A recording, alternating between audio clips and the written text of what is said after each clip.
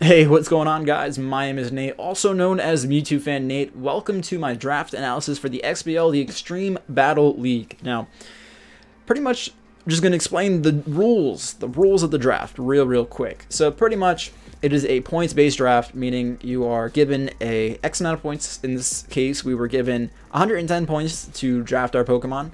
We had Pokemons that are usually not always available to be drafted. Like we have a couple Ubers, like we have things like Marshadow, we got Giratina, we got SHAYMIN-SKY, Ash Greninja, Mega Blaziken, just some really powerful Pokemon. But the drawback is if you do pick something like that, you are kind of forced to pick some silly things later on to kind of balance out the team because of the way that it works out. So, for example, last season, Kyle A, the boy, the homie, had Marshadow on his team, but because of the way that his points worked out and the requirements of having X amount of Pokemon on your team, he was forced to draft a Grotle and a Pikachu along with him. So you guys can kind of get an idea of how it balances itself out and why it's kind of fun, because you just don't see all these Pokemon too often, and it's still like not a little cup draft league with, you know, you still got cool Pokemon to choose from.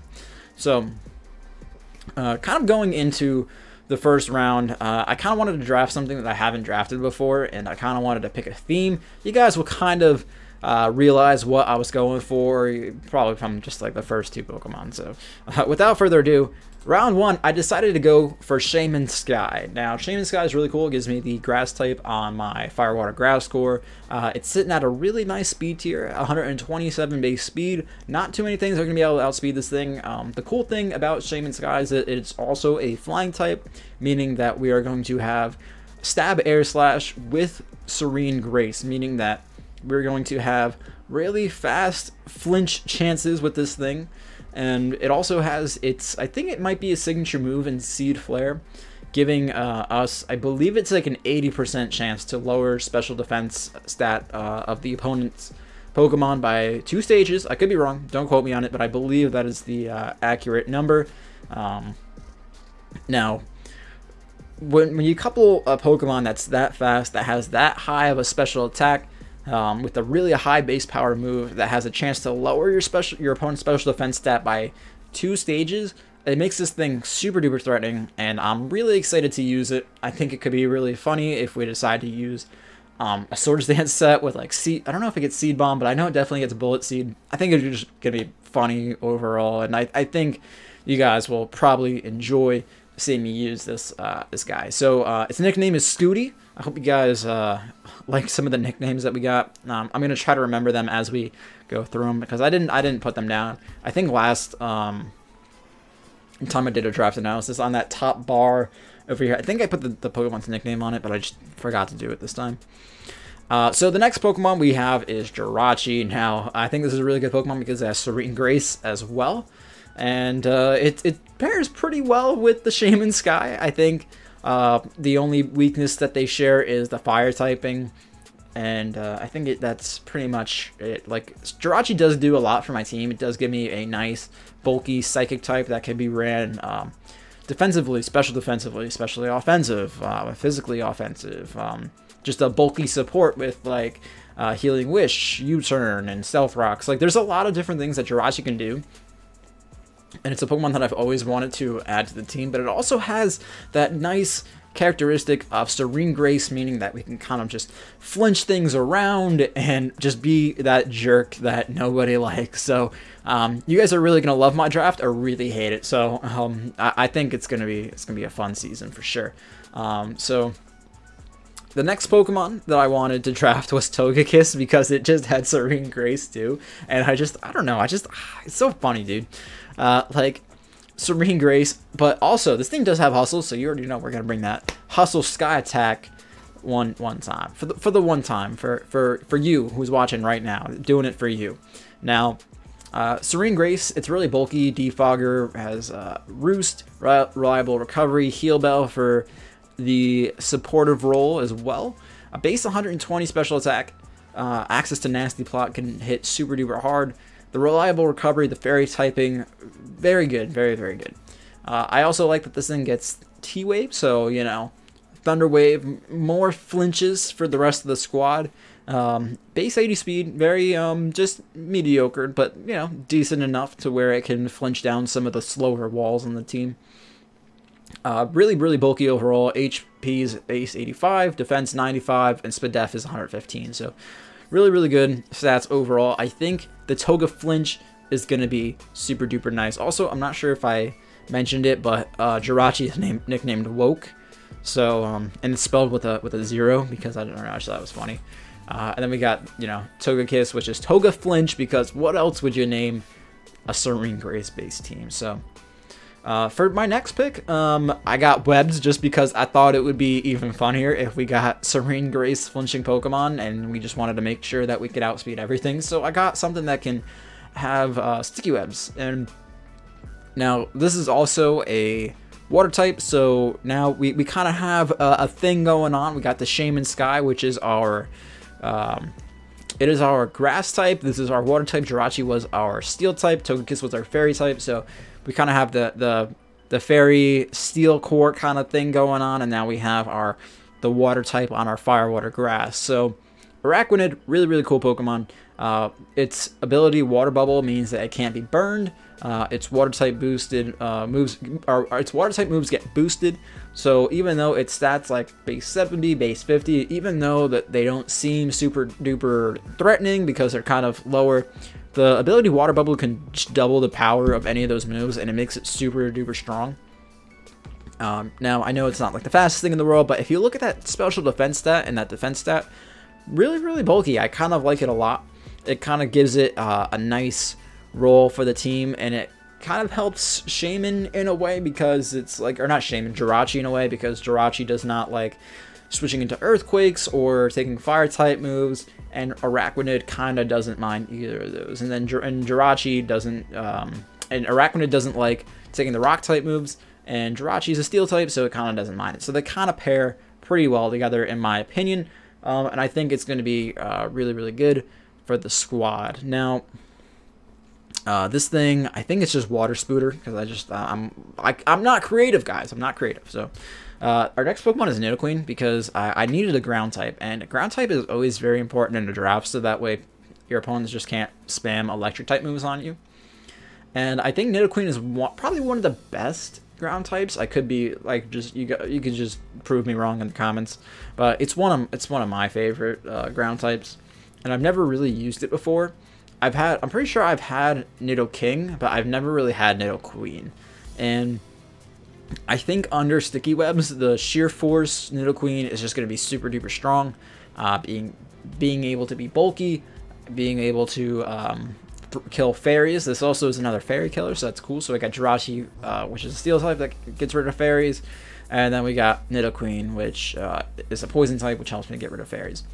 So really, really good typing. Super strong with the sheer force ability, being able to set up stealth rocks, toxic spikes, you name it. Just does it. This does it all. I guess multiple coverage moves: ice beam, thunderbolt, flamethrower. It gets like poison jab, sludge wave, all that good stuff. You guys kind of know what NIDOQUEEN does. It's bulky, hits hard, can wall break, can be defensive. It does a lot of good things for the team. Now, this thing is named Leo's Girl just because I just like messing with Leo, and Leo knows. I'm not talking smack. It's just how I am. Me and Leo we do that to each other. So round 6, I picked up SILVALLY because there wasn't really a dragon type that I wanted to get, and I was just like, well, I guess I'll just get SILVALLY. It gets Draco Meteor, and it could be a dragon type, and it's not bad. So we got SILVALLY, and SILVALLY is a defogger, gets Parting Shot, so it can kind of actually no, SILVALLY is the one Pokemon that I drafted last season, and I just never got it to work because of it just kept getting hacked. I think there was a couple games where it would just get crit, it just got paralyzed, it was hidden itself in confusion, and I was like, alright, SILVALLY, this is your chance to redeem yourself, come back to the squad for XBL Season 2, and we're going to make you the star of the show. It's really good, coverage is really, really decent, and it also can kind of patch up different holes in the team that, you know, if 1 week one of my dual typings doesn't do really well, I can just bring SILVALLY instead, and it'll cover that weakness. And Base 95s across the board. Could be bulky, could be offensive, defensive, speedy, you name it. Does it all. Can be any type. U-turn, all that. The one thing that I do like about it though is that I'm pretty sure it gets Swords Dance and Flame Charge, so we can run nice offensive sets. And you know, the ability just to alter it each week to the team matchup is huge for me. And this thing is gonna be nicknamed Nani, because you never know. It's like, what type is this thing gonna be? That's why, you know, it makes sense. So for the next Pokemon that I've drafted, I really wanted something that's bulky and that's a pivot, because I think pivoting into some of my other mons are gonna be huge. So I got Incineroar because Incineroar has Intimidate and it has U-turn, and it works as a really nice pivot. It can be super bulky, it has a really nice bulk across the board, 95, 90, and 90. Can hit really hard with the Flare Blitz, Darkest Lariat. It can be special. I think it gets Swords Dance and Nasty Plot. I could be wrong on the Nasty Plot, but I'm almost positive we get Swords Dance. And the base 60 speed, even though it's not that fast, it actually helps me because slower U-turning, slower pivoting into my faster mons actually does a lot for the team. So this completes the fire water, I don't know why I said dragon, the fire water grass core, and it actually pairs really well with SHAYMIN-SKY. Like for example, Incineroar, weak to fighting. SHAYMIN-SKY doesn't mind taking those fighting type moves because it's a flying type. SHAYMIN-SKY does not want to take any kind of ice moves. Well, Incineroar can take any ice move because it's a fire type, you know what I mean? So it pairs really well. Incineroar doesn't want to take the ground types. SHAYMIN-SKY, flying, doesn't matter. So pairs really well in that regard. So super duper nice. The next Pokemon we got is LUXRAY. LUXRAY is super good English. Super good because it's also kind of a bulky pivot. It has guts, so it could be kind of a status absorber, and it with Intimidate as well kind of works as a bulky pivot, being able to Volt Switch and all that stuff. So depending on what I need it for that week, it could be really useful. I think even though it's like you see base 80 HP and 79 defense and special defense, it's actually relatively bulky. Works really nice as a pivot.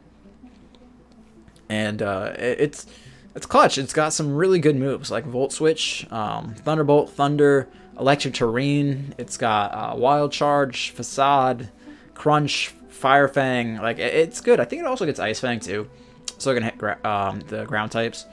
But overall, like really usable special attack stat, so you don't always have to go physical. Depending on the matchup, it might be better. So overall, I think LUXRAY is going to be huge. Shout out to Simba is what we're naming it. Incineroar is also going to be named BDSM because I didn't say it before.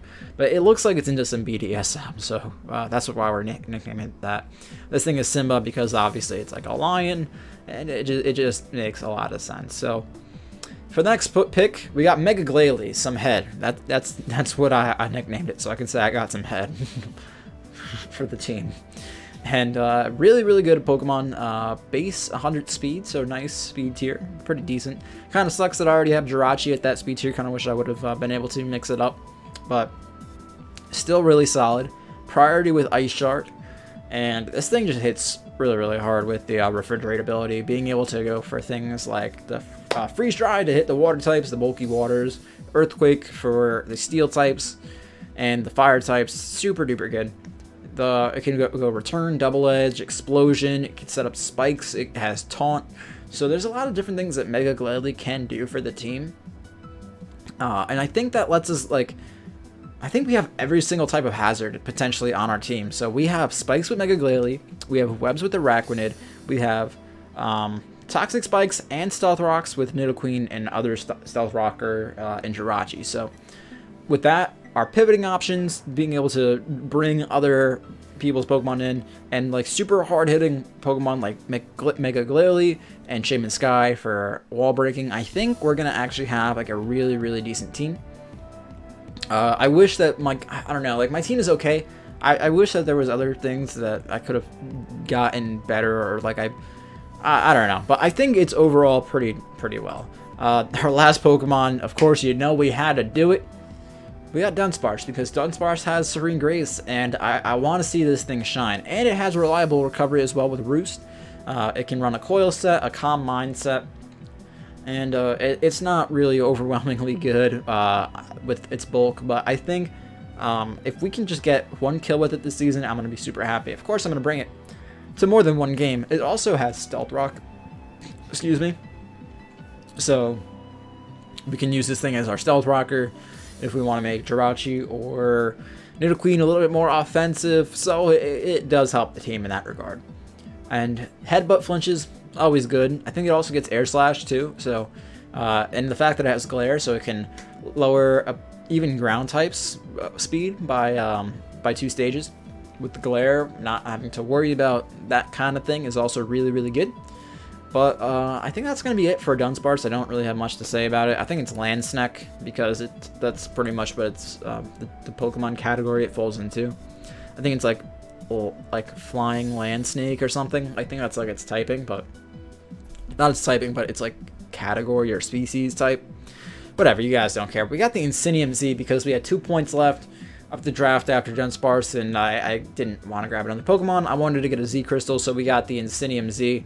Also, that's not what the INCINIUM Z looks like. It's just a Fire Z move with a Incineroar's face that I cropped out on it, which I am very proud of, by the way. You guys don't know the work that I had to do to get that screenshot of Incineroar's face. I had to go into Citra. You guys don't care. I'm going to stop. But for whatever reason, the Z Crystal, Incineroar's Z Crystal, even though it's a Dark-type move, it doesn't look like the Dark Z Crystal. It looks more like the Fire one, and it has its face on it. So that's the closest I can get. And that's going to be it, really, for the draft. Sorry that I didn't take away any of the stats from the last Pokemon. I just forgot to do that. But anyway, if you guys enjoyed, let me know what you think down below of the draft. If you're excited for this season, I want to know in those comments down below, and I'll make sure to read them all, reply to them, and we're gonna have a good season, guys. It should be a lot of fun. Our week 1 opponent is Invivid Color Josh. We battle him next week, so make sure you guys go. Make sure you guys subscribe, check him out, so that way you guys can see both sides of the battle when it does go down next week. And I'm gonna get out of here. Thank you guys for watching. I will see you all next time. Peace.